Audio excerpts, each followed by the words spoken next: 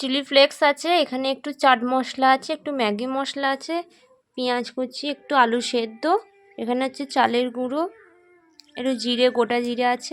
এখানে কিছুটা আলু সেদ্ধ নিয়েছিলাম, আলু সেদ্ধটাকে একটু সেনে নিয়েছি, একটু লঙ্কাও সেদ্ধ করে রেখেছিলাম, লঙ্কাটাকেও মেখে নিয়েছি এর সঙ্গে।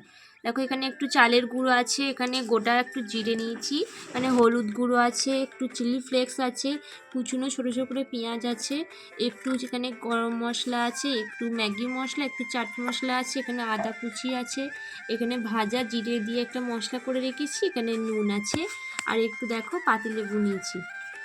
এবার এতে এক এক করে সব দিয়ে দেবো। হ্যালো বন্ধুরা, তোমাদের রিম্পা লাইফস্টাইলের আরও একটি নতুন ব্লগে স্বাগত। আজকে অনেক দিন পর তোমাদের সঙ্গে একটা রান্নার ভিডিও শেয়ার করছি। যদিও এই ভিডিওটা তোমরা দেখি বুঝতে পারছো আমার বিয়ের আগে শ্যুট করা ভিডিও।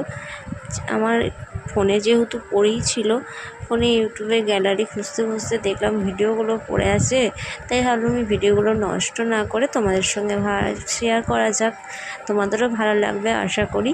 আর ভিডিওটা দেখো, প্রথমেই আমি সমস্ত কিছু যেগুলো দিয়েছি সেগুলো তোমাদের সঙ্গে পরিচয় করিয়ে দিলাম। এবার একে একে দেখো আলুর মধ্যে সমস্ত কিছু দিয়ে দিচ্ছি, দিয়ে দেখো মাঝে একটা সিক্রেট জিনিস দেবো, যেটাতে এই বড়াটা খেতে আরও মুচমুচে হবে।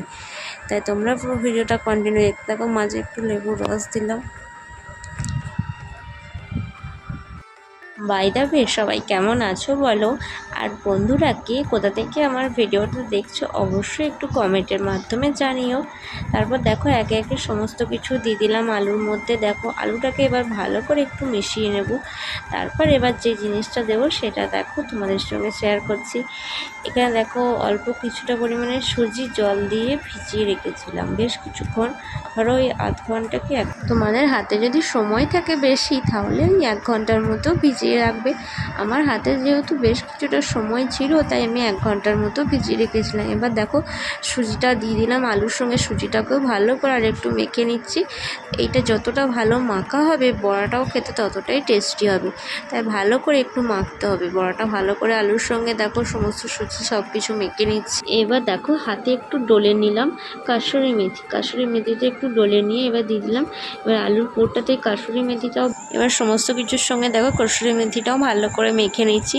আর দেবে কসুরি মেথির সেন্টটা খুব সুন্দর, আমার পার্সোনালি সত্যি খুব ভালো লাগে। ততক্ষণে তেলটাও চাপিয়ে দিলাম গরম করতে। কড়াইয়ে দেখো তেল গরম হয়ে এসেছে, এবার বড়াগুলো দেখো একটা একটা করে তেলের মাধ্যমে দিয়ে দিচ্ছি। উনুনের আঁচটা একটু বেশি রেখেছি, কম আঁচে হবে না ভালোভাবে, কম আঁচে দিলে অসুবিধা আছে, একটু মিডিয়াম থেকে হাই ফ্লেমের মধ্যে দিতে হবে। দেখো ভালো করে একটু নাড়াচাড়া করে নিচ্ছি যাতে না তলাটা লেগে যায় বড়াটা। তাই দেখো খুন্তি দিয়ে এবার এক পিঠ উল্টে দেবো, যেহেতু লাল লাল হয়ে এসেছে বড়াটার এক পিঠটা।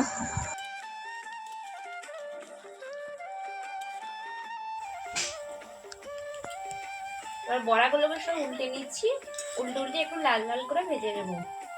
দেখো কি সুন্দর বড়াগুলো হালকা হালকা কালার চলে আসছে।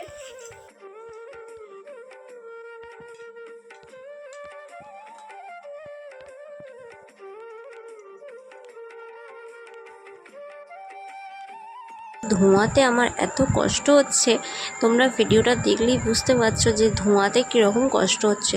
তবুও যেহেতু তোমাদের জন্য ভিডিওটা বানাচ্ছি তাই কষ্ট করে হলেও ভিডিওটা শেষ পর্যন্ত বানাচ্ছি।